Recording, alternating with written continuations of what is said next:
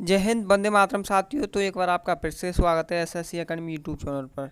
So guys, आज की इस वीडियो हम आपको जो सीआरपीएफ ट्रेड्समैन का एग्ज़ाम जो 1 जुलाई से लेकर 13 जुलाई तक होने वाला है उसके लिए जीके के कुछ इम्पोर्टेंट क्वेश्चंस लेके आ चुके हैं। तो सबसे पहला प्रश्न पर चलते हैं साथियों। सबसे पहला प्रश्न आपसे पूछा गया है, अष्टाध्यायी के रचयिता कौन है, यानी हुई राइटर ऑफ अष्टाध्यायी। तो अष्टाध्यायी के जो रचयिता है वो पाणिनि जी हैं, यानी क्वेश्चन नंबर पहले का ऑप्शन नंबर बी यहाँ पे राइट हो जाएगा। नेक्स्ट प्रश्न साथियों, नेक्स्ट प्रश्न नंबर 2 में आपसे पूछा गया, बंगाल विभाजन किस वर्ष हुआ, यानी बंगाल विभाजन डिवाइडेड इन विच ईयर। तो बंगाल विभाजन की बात करें तो 1905 में यहाँ पे बंगाल विभाजन होता है। 1919 में आप जलियांवाला बाग हत्याकांड हुआ था। 1917 में चंपारण आंदोलन हुआ था। 1962 में भारत और चीन का युद्ध हुआ था, यानी 1962 में भारत और चीन का युद्ध हुआ था। अगले प्रश्न पर चलते हैं साथियों। क्वेश्चन नंबर 3 में आपसे पूछा गया, भारतीय संविधान में राज्य के नीति निर्देशक तत्व कहाँ से लिए गए हैं, यानी नीति निर्देशक तत्व टेकन बाई विच कंट्री। तो जो नीति निर्देशक तत्व हैं वो आपके आयरलैंड से लिए गए हैं, यानी क्वेश्चन नंबर 3 का ऑप्शन नंबर डी यहाँ पर राइट हो जाएगा। अगले प्रश्न पर चलते हैं साथियों। नेक्स्ट क्वेश्चन नंबर 4 में आपसे पूछा गया है, राज्यपाल राज्य में किसका प्रतिनिधित्व करता है, यानी गवर्नर इज विच पोस्ट वर्ग पोस्ट इन स्टेट। राज्यपाल राज्य में किसका प्रतिनिधित्व करता है। ऑप्शन ए राष्ट्रपति, बी प्रधानमंत्री, सी गृह मंत्री, डी मुख्यमंत्री। तो जो राज्यपाल होता है वो राज्य में यहाँ पर राष्ट्रपति का प्रतिनिधित्व करता है, यानी जिस तरह राष्ट्रपति देश चलाता है इसी तरह राज्यपाल राज्य चलाता है। और अगर बात की जाए जैसे प्रधानमंत्री देश चलाता है तो मुख्यमंत्री राज्य चलाता है। इस प्रकार राज्यपाल राज्य में राष्ट्रपति का प्रतिनिधित्व करता है। नेक्स्ट क्वेश्चन पर चलते हैं फ्रेंड्स। उम्मीद करता हूँ आपको मेरा कंटेंट बढ़िया लग रहा होगा और मेरी मेहनत पसंद आ रही होगी। अगर पसंद आ रही हो तो वीडियो को लाइक कर दें प्लीज़। क्वेश्चन नंबर 5 में आपसे पूछा गया, भारत में ग्रैंड ट्रंक रोड बनवाई थी, यानी grand trunk road was made by. जो ग्रैंड ट्रंक रोड भारत में बने हैं वो किसके द्वारा बनवाए गए थे। तो जो शेरशाह सूरी द्वारा बनवाए गए थे, यानी जो ग्रैंड ट्रंक रोड है NH1 और NH2 को ग्रैंड ट्रंक रोड कहते हैं, जो शेरशाह सूरी द्वारा बनवाए गए थे। अगले प्रश्न पर चलते हैं भाई लोगों। क्वेश्चन नंबर 6 में आपसे पूछा गया है, माउंट एवरेस्ट किस देश में है। Mount Everest is in which country, यानी जो माउंट एवरेस्ट है वो किस देश में स्थित है। तो जो माउंट एवरेस्ट है वो नेपाल में है। अगर इसकी ऊंचाई की बात की जाए तो 8,848 मीटर इसकी ऊंचाई है माउंट एवरेस्ट की। अगर पूछा जाए कि भारत की सबसे ऊंची चोटी कौन सी है, तो भारत की सबसे ऊंची K2 है, यानी भारत की सबसे ऊंची K2 हो जाएगी यहाँ पर। अगले क्वेश्चन पर चलते हैं भाइयों। अगला क्वेश्चन नंबर 7 में आपसे पूछा गया है, RBI की स्थापना कब हुई थी, यानी RBI was situated in which year. जो RBI की स्थापना हुई थी वो आपके 1935 में होती है, यानी रिजर्व बैंक ऑफ इंडिया की स्थापना 1935 में होती है।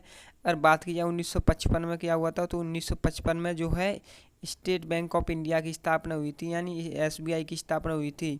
1930 में आपके जो है सबने अवज्ञा आंदोलन की शुरुआत की गई थी। 1965 में आपका भारत और पाकिस्तान युद्ध हुआ था, यानी 1965 में आपका भारत और पाकिस्तान का युद्ध हुआ था। नेक्स्ट क्वेश्चन पे चलते हैं फ्रेंड्स। नेक्स्ट क्वेश्चन नंबर 8 में आपसे पूछा गया है, भाखड़ा नागल बांध किस नदी पर है, यानी Bhakra Nangal dam is situated on which river.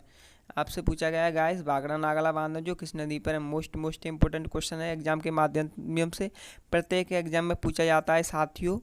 तो जो भाखड़ा नागला बांध है वो आपका सतलुज नदी पे हो जाएगा। एग्जाम में भी पूछा जाता है कि जो हीराकुंड बांध है वो किस नदी पर है, तो हीराकुंड बांध आपका महानदी पे हो जाएगा, यानी हीराकुंड बांध आपका महानदी पे हो जाएगा। आपसे ये भी पूछ लेता है कि सरदार सरोवर बांध किस नदी पर, तो नर्मदा नदी पर बना हुआ है सरदार सरोवर बांध। नेक्स्ट क्वेश्चन पर चलते हैं साथियों। नेक्स्ट क्वेश्चन नंबर 9 में आपसे पूछा गया है, साधारण नमक का रासायनिक सूत्र क्या है, यानी what is the chemical formula of salt. यानी जो साधारण नमक होता है उसका आपसे केमिकल फार्मूला पूछा गया है। तो साधारण नमक का केमिकल फार्मूला होता है यहाँ पे NaCl, यानी सोडियम क्लोराइड। यहाँ पे बात करें H2O तो ये जल का सूत्र होता है NaSCO3, ये आपका हो जाएगा खाने वाले सोडा का NaSCO3 यानी सोडियम बाइकार्बोनेट कहते हैं इसे। और NaOH सोडियम हाइड्रोक्साइड हो जाएगा, जिसे कास्टिक सोडा का सूत्र है गाइस ये NaOH sodium hydroxide. Next question पे चलते हैं फ्रेंड्स। गाइस मैंने बहुत ही इंपॉर्टेंट क्वेश्चंस लिए जो एग्जाम में उम्मीद है कि अधिकतर इससे ही क्वेश्चन फंस सकते हैं या इनसे रिलेटेड फंस जाएंगे। क्वेश्चन नंबर 10 में आपसे पूछा गया है मानव रक्त का pH मान होता है, यानी what is the pH value of human body. तो मानव रक्त का pH मान होता है वो 7.4 होता है। गाइस इससे पहले मैंने 2 प्रैक्टिस सेट और करा दिए हैं जीके के, जिसमें मोस्ट इंपॉर्टेंट क्वेश्चंस लिए हैं। वैसे तो मैंने और भी वीडियो डाल रखी हैं अपने यूट्यूब चैनल पर जीके की, बहुत ही इंपॉर्टेंट, उन्हें भी आप देख लीजिए, क्योंकि मैंने बहुत ही इंपॉर्टेंट क्वेश्चंस कराए हैं। क्योंकि मैं एसएससी की तैयारी कर रहा हूँ, मुझे पता है किस तरह के क्वेश्चंस एग्जाम में फंसते रहते हैं। सो गाइस उन वीडियो को देख लीजिए प्लीज़। अब नेक्स्ट क्वेश्चन पर चलते हैं साथियों। नेक्स्ट क्वेश्चन नंबर 11 में आपसे पूछा गया है निकट दृष्टि दोष के लिए उपयोगी लेंस है, यानी which is lens is use in myopia. इन निकट दृष्टि दोष के लिए किस लेंस का प्रयोग किया जाता है। तो निकट दृष्टि दोष के लिए यहाँ पे अवतल लेंस का प्रयोग किया जाता है। अब बात की जाए उत्तल लेंस का प्रयोग किसके लिए किया जाता है, तो दूरदृष्टि दोष के लिए यहाँ पर उत्तल लेंस का प्रयोग किया जाता है। अब द्विफॉक्सी लेंस मोस्ट इंपॉर्टेंट है, यह लेंस उस रोग से पीड़ित व्यक्ति के लिए किया जाता है जिसे ना तो निकट की वस्तु स्पष्ट दिखाई दे रही हो, ना ही दूर की वस्तु स्पष्ट दिखाई दे रही हो, जिसे हम द्विदृष्टि दोष कहते हैं। उसके लिए हम द्विफॉक्सी लेंस का उपयोग करते हैं उसके चश्मे में। अगले प्रश्न पर चलते हैं भाइयों। क्वेश्चन नंबर 12 में आपसे पूछा गया है कि कबड्डी टीम में कितने खिलाड़ी होते हैं, यानी how many player play in one kabaddi. यहाँ पे एक कबड्डी हो जाएगा कबड्डी टीम, यानी कबड्डी टीम में कितने प्लेयर होते हैं। तो कबड्डी की एक टीम में यहाँ पर 7 प्लेयर हो जाते हैं। अगर बात की जाए 6 प्लेयर किस खेल में होते हैं, तो जो आपकी वॉलीबॉल होती है उसमें 6 प्लेयर होते हैं। और 15 प्लेयरों की बात की जाए, यानी 15 खिलाड़ी किस खेल में होते हैं, तो जो वाटर पोलो होता है उसमें 15 खिलाड़ी होते हैं। जो आइस हॉकी होता है उसमें 15 खिलाड़ी होते हैं। और जो कबड्डी आपका जो फुटबॉल हो गया, हॉकी हो गया, क्रिकेट हो गया, उसमें 11 खिलाड़ी होते हैं। सो गाइस 15 जो खिलाड़ी होते हैं वो आपके आइस हॉकी में होते हैं। अगले प्रश्न पर चलते हैं साथियों। Next question number 13 most important question है साथियों एग्जाम के माध्यम से। क्वेश्चन नंबर 13 में आपसे पूछा गया है वर्तमान समय में भारत के विदेश मंत्री कौन हैं। Who is the present foreign minister. तो जो वर्तमान समय में भारत के विदेश मंत्री हैं वो एस शंकर जी हैं, यानी एस शंकर जी वर्तमान समय में भारत के विदेश मंत्री हैं। अगले क्वेश्चन पर चलते हैं साथियों। नेक्स्ट क्वेश्चन नंबर 14 में आपसे पूछा गया है क्षेत्रफल की दृष्टि से भारत का छोटा राज्य है, यानी which is the small state in area. तो जो क्षेत्रफल की दृष्टि से छोटा राज्य गोवा है। अगर बात की जाए क्षेत्रफल की दृष्टि से सबसे बड़ा राज्य कौन सा है, तो राजस्थान हो जाएगा।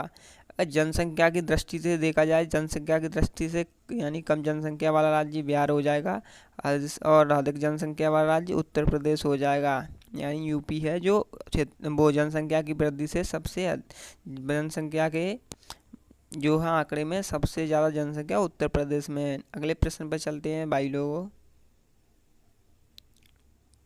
साथियों मैं एक बार आपसे फिर से रिक्वेस्ट कर रहा हूँ, अगर आपको मेरी वीडियो अच्छी लग रही हो तो वीडियो को लाइक कर दें प्लीज़, और ऐसी वीडियो देखने के लिए चैनल को सब्सक्राइब कर लीजिए। मैं अपने चैनल पर नए नए नोटिफिकेशन जैसे नई वैकेंसियाँ निकलती हैं उनके भी नोटिफिकेशन भी बताता रहता हूँ डिटेल में।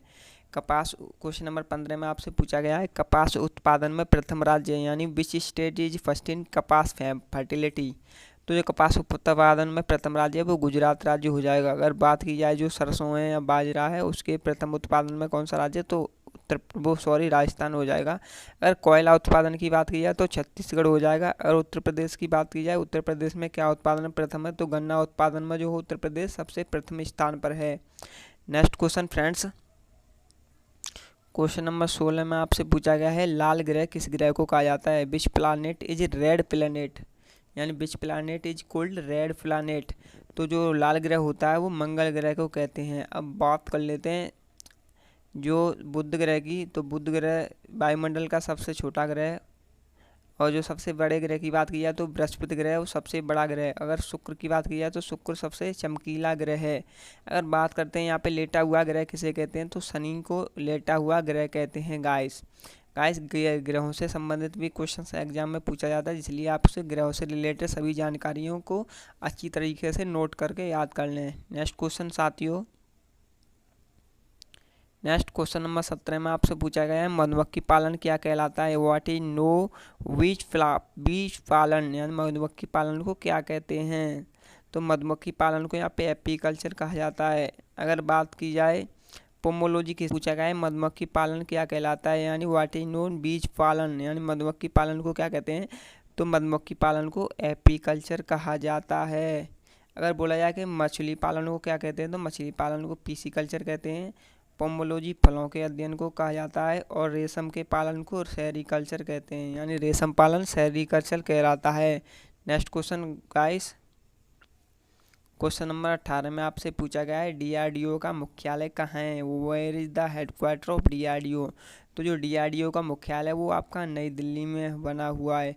और बात की जाए जैसे कि डीआरडीओ की स्थापना कब हुई थी तो डीआरडीओ की स्थापना यहाँ पे 1958 में होती है, यानी 1958 में डीआरडीओ की स्थापना हुई थी। क्वेश्चन में यानी कोई एग्जाम में क्वेश्चन ये भी बनता है कि इसरो की स्थापना किस वर्ष हुई थी, तो इसरो की स्थापना यहाँ पर 1969 में होती है। 1869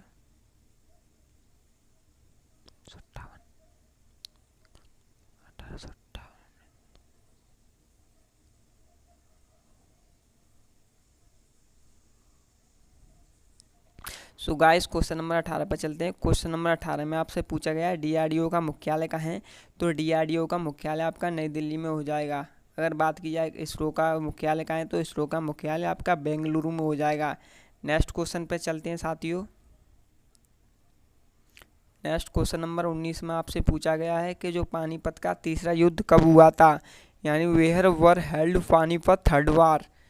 तो जो पानीपत का तीसरा युद्ध था वो आपके 1761 में हुआ था। अगर बात कर ले तो 1942 में कौन सा युद्ध हुआ था या क्या हुआ था तो भारत छोड़ो आंदोलन की शुरुआत हुई थी 1942 में जो महाराष्ट्र मुंबई के ग्वालियर टैंक से। अगर बात की जाए 1556 में क्या होता है तो पानीपत का द्वितीय युद्ध होता है। 1526 में पानीपत का प्रथम युद्ध होता है। नेक्स्ट क्वेश्चन साथियों लास्ट क्वेश्चन है। क्वेश्चन नंबर 20 में आपसे पूछा गया है संसार का सबसे बड़ा पक्षी है, यानी which is the largest bird in the world. तो जो संसार का सबसे बड़ा पक्षी है वो ऑस्ट्रिच होता है, इसे शतुरमुर्ग भी कहते हैं। सो गाइस उम्मीद करता हूँ आपको मेरी वीडियो अच्छी लगी होगी। अगर वीडियो अच्छी लगी तो वीडियो को लाइक कर दें प्लीज़। और मैं ऐसी इंपॉर्टेंट जीके की और नए वैकेंसी निकलती है उनकी नोटिफिकेशन की वीडियो डालता रहता हूँ। ऐसी वीडियो देखने के लिए मेरे चैनल को कर लीजिए सब्सक्राइब।